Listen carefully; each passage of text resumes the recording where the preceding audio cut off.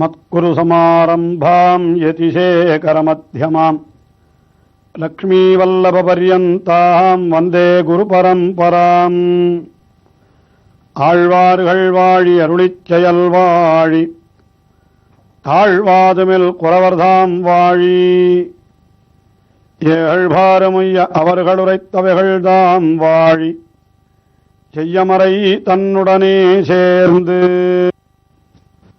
அஞ்சு குடிக்கொரு சந்ததியாய் ஆழ்வார்கள் தம் செயலை விஞ்சி நிற்கும் தன்மையளாய் பிஞ்சாய்ப் பழுத்தாளையாண்டாளை பத்தியுடன் நாளும் வழுத்தாய் மனமே மகிழ்ந்து. கண்ணனையே நாயகனாக கொண்டு அவனையே கணவனாக அடைய வேணும் என்று பாரித்து கிடக்கிற ஆண்டாள், அதனால் உடனே அவனை அடைய வேணும் என்று துடிக்கிறாள்.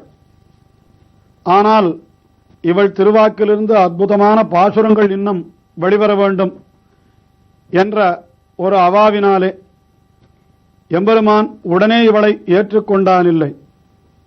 ஆனால் இவளோ உடனே அவனை அடைந்து விட வேண்டும் என்று துடிக்கின்ற துடிப்பெல்லாம் அப்படியே பாசுரங்களாக வெளிவருகின்றன.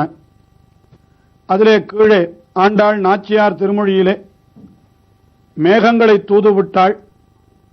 அடுத்தபடியாக அந்த மேகங்கள் பொழிந்து அதனாலே மழை, அதாவது மழை ஏற்பட்டு அங்கே பூத்து குறுங்கிய செடிகள் முதலானவற்றையெல்லாம் கண்டு இவளுக்கு இன்னும் வருத்தம் அதிகமாகியது. அந்த துன்பத்தையெல்லாம் 2 திருப்பதிகங்களிலே வெளியிட்டாள். இப்படி நாச்சியார் திருமொழியிலே 8, 9, 10 ஆகிய திருமொழிகள் சென்றன. அடுத்தபடியாக 11வது திருமொழியிலே அந்த எம்பெருமான் தனக்கு இன்னும் வந்து அனுகிரகம் செய்யவில்லையே என்று மிகவும் துன்பப்பட்டு சில வார்த்தைகளை சொன்னவள், முடிவிலே ருக்மிணி பிராட்டிக்கு அனுகிரகம் செய்தவன் நமக்கும் அனுகிரகம் செய்யாமலா போவான் என்பதாக ஒருவாறு தேறி நிற்பதாக இந்த 11ஆம் திருமொழி அமைந்திருக்கின்றது. அதிலே முக்கியமாக ஒரு விஷயம் என்ன சொல்லப்படுகிறது என்றால், அந்த எம்பெருமானை பிரிந்த வருத்தத்தாலே தனக்கு உடல் இடைத்து அந்த வளைகளெல்லாம் கழன்று விட்டனவாம். இது சாதாரணமாக கவிகளுடைய மரபிலே தெரிவிக்கப்படுகிற விஷயம்தான். அதாவது நாயகனை பிரிந்த வருத்தத்திலே நாயகிக்கு உடலானது மிகவும் மெலிந்து விடுமா.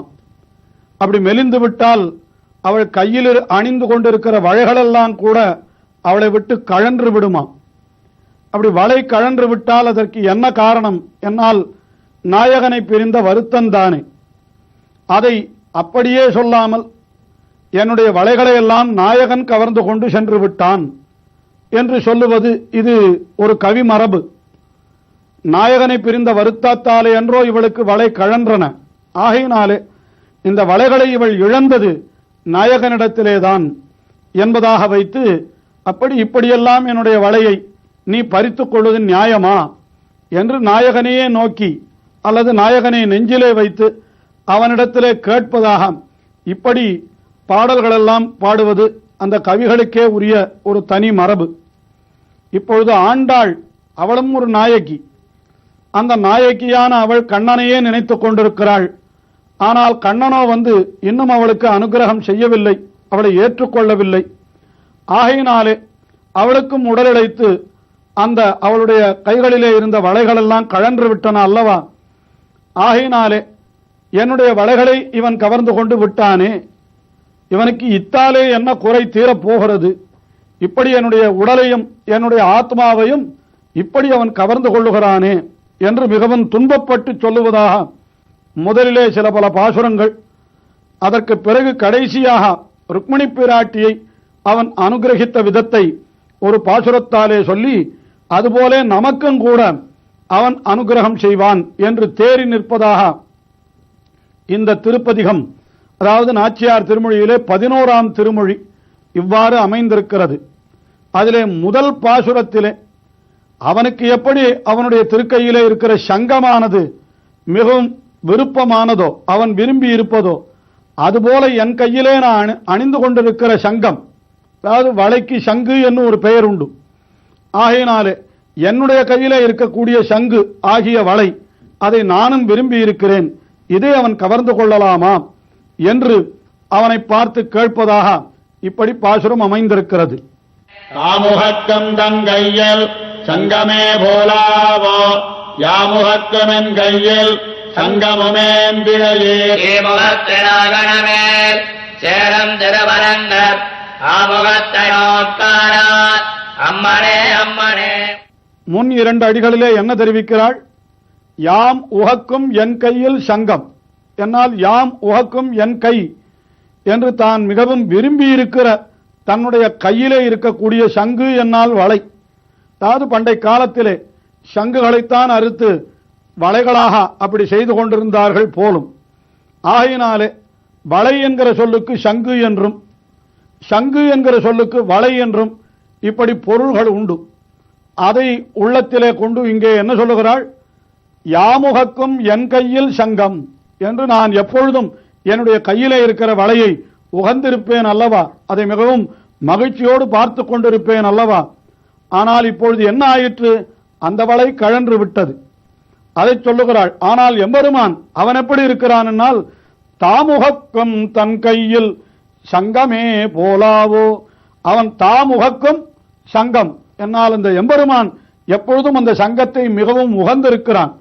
கீழே ஆண்டாளே தெரிவித்தாளே, உண்பது சொல்லில் உலகளந்தான் வாயமுதம் கண்படை கொள்ளல் கடல்வண்ணன் கைத்தலத்தே என்று எம்பெருமானை விட்டு ஒரு நொடி பொழுதும் பிரியாமல் அந்த சங்கம் இருக்கிறது என்றால் எவ்வளவு அந்த சங்கத்தினிடத்திலே அந்த எம்பெருமானுக்கு ஈடுபாடு இருந்தால் தன்னை விட்டு ஒரு நொடி பொழுதும் பிரியாதபடி அதை கொண்டிருப்பான்.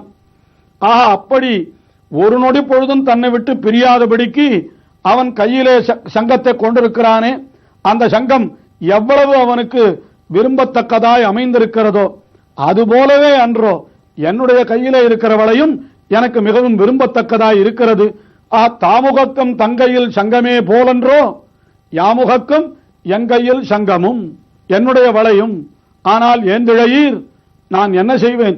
ஏந்திழையீர் என்னால் தன்னுடைய தோழியர்களையும் தாய்மார்களையும் பார்த்து சொல்லுவதாக அமைந்திருக்கிறது. அதாவது அவர்கள் ஏந்து இழையீர் என்னால் நல்ல ஆபரணங்களை அணிந்து கொண்டிருக்கிறார்களாம். அதனுடைய கருத்து என்ன என்னால் நான் தான் எம்பெருமானிடத்தில் ஈடுபட்டு என்னுடைய ஆபரணங்களை இழந்து கொண்டிருக்கிறேன்.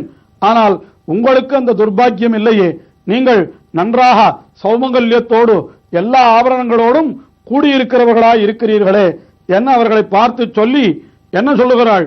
மேலே ஏன் இந்த வளை என்னை கைவிட்டு கழன்றது என்னால் அப்படி கைவிட்டு கழன்றதற்கு காரணம் அந்த எம்பெருமான் என்னை கட்டாட்சிக்காததுதான், என்னை நோக்காததுதான் என்று சொல்லுகிறாள். அந்த எம்பெருமான் என்னால் அவன் எப்படிப்பட்டவன்? தீமுகத்து நாகனை மேல் சேரும் திருவரங்கர் என்று திருவரங்கர் அவர் எங்கே இருக்கிறார் என்னால் நாகனை மேல் சேரும் திருவரங்கர் என்று ஆதிசேஷனாகிற படுக்கையிலே சயனித்துக் கொண்டிருக்கிறார். பல பல அர்த்தங்களை உள்ளடக்கிய வார்த்தை இது. ஆதிசேஷனிடத்திலே எப்படியெல்லாம் அவர் பழகுகிறாரோ அதே போல எனக்கும் கூட ஒரு அனுகிரகம் செய்வார் என்று எண்ணியன்றோ நான் சென்றேன். ஆனால் ஆதிசேஷனுக்கு கிடைத்த பேரு எனக்கு கிடைக்கவில்லை என்று நினைத்து அவனை நாகனை மேல் சேரும் என்று தெரிவித்தாளாம். ஆனால் மேலே அந்த நாகனைக்கும் ஒரு விசேஷனம் சொன்னாள். தீமுகத்து நாகனை என்னால் தீமுகம் அப்படியே எரிமுகம் நெருப்பை உமிழ்கின்றான் அந்த ஆதிசேஷன். அதாவது அடியவர்களுடைய விரோதிகளிடத்திலே எம்பெருமானுடைய விரோதிகளிடத்திலே அவன் நெருப்பை விஷாக்னியை கக்குகின்றான் என்று அது அவனுக்கு பெருமைதான். ஆனால் இப்பொழுது அவனை இப்படி சொல்லுவதற்கு என்ன காரணம் என்றால் தான் பெறாத பேற்றை அவன் மட்டும் பெற்றிருக்கிறான் அல்லவா. ஆகையினாலே அவனிடத்திலேயும் அவளுக்கு ஊழல் ஏற்படுகிறதாம். என்ன தெரிவிக்கிறாள்? தீமுகத்து நாகனை என்று எரிமுகத்து நாகனை என்று அவனை சொல்லி அதன் மேல் சேரும் திருவரங்கர். திருவரங்கர் அவன் பரமபதத்திலே இருந்து கொண்டு எனக்கு அவன் அனுகிரகம் செய்யவில்லை என்றால் நான் அதை ஆறியிருக்கலாம். ஆனால் இப்பொழுது நமக்காக நமக்கெல்லாம் அருள் செய்வதற்காக வென்றோ அவன் இங்கே வந்திருக்கிறான். எங்கே? இந்த திருவரங்கம் பெரிய கோவிலிலே. இப்படி வந்திருந்தும் கூட அவன் என்னை கட்டாட்சிக்க மாட்டேன் என்கிறானே. முகத்தை நோக்காரால், முகத்தை நோக்கார் என்னால் என்னுடைய முகத்தை என்னை கட்டாட்சிக்க மாட்டேன் என்கிறாரே. ஆள் என்றால் ஐயோ, அம்மனே அம்மனே என்றால் அது துக்கத்தினுடைய மிகுதியினாலே அம்மணிமார்களை எல்லாம் பார்த்து அவள் சொல்லக்கூடிய வார்த்தையாக அது அமைந்திருக்கிறது. அவர் என்னை பார்க்க மாட்டேன் என்கிறாரே என்று சொன்னாளாம். ஏன் அவர் பார்க்காவிட்டால் அவரை விட்டுவிடேன் என்று சொன்னால் அவருடைய அழகு எப்பேற்பட்ட அழகு, இப்படிப்பட்ட அழகு இருக்கிற பொழுதோ அவரை நான் எப்படி விட முடியும் என்கிறாள் இரண்டாவது பாசுரத்திலே. எழிலுடைய வம்மனமீர் என்னரங்கத்தின் நமுதர் குழலழகர் வாயழகர் கண்ணழகர் ஒக்கோழில் அழகமலப்போவழகர் எம்மானார் என்னுடைய கடல் வளையை தாவம் கடல் வளையே ஆக்கினரே. எழிலுடைய அம்மனமீர், நான் எழிலையெல்லாம் இழந்திருக்கிறேன், ஆனால் அம்மனமீர் நீங்களோ மிக்க எழிலுடன் திகழ்கிறீர்கள். அந்த எம்பெருமான் எப்படிப்பட்டவன் என்னால் என் அரங்கத்தி இன்னமுதர் அவர் குழலழகர் என்று அவருடைய திருக்குழல் அந்த கூந்தல் அழகு, அதற்கு மேலே வாயழகர் அவருடைய திருப்பவளம் அழகு, கொப்பூழில் எழு கமலப்பூவழகர் என்று திருநாபியிலே தாமரையை தோத்துவித்த அந்த உந்தியினுடைய அழகு, இப்படிப்பட்ட அழகையெல்லாம் உடையவர் எல்லாம் அவரிடத்திலே நிறைந்திருக்கிற போது அவர் என்ன செய்தார்? என்னுடைய கழல்வளை, கையிலே அணிந்து கொண்டிருக்கிற வளைக்கு கழல்வளை என்று பெயர்.